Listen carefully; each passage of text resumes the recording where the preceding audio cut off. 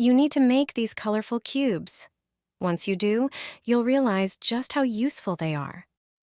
To make them, start with a regular ice cube tray. Then grab some dish soap, preferably a few different kinds, so the colors are easy to tell apart. Pour the dish soap into the tray you prepared earlier. Now take that tray and place it in the freezer. Every ingredient in dish soap plays a key role in the overall cleaning process, but when you freeze the soap, you actually boost its efficiency and improve the quality of the foam.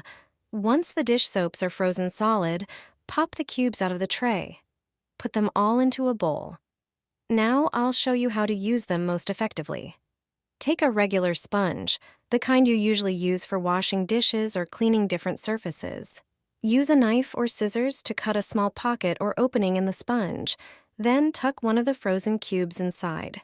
Wash your dishes just like you normally would using the sponge. The foam it creates is more intense and effective, but its biggest advantage is that it's gentler on your hands. You can store these cubes in your freezer and just grab one whenever you need it. You can also use them for cleaning all kinds of surfaces around the house.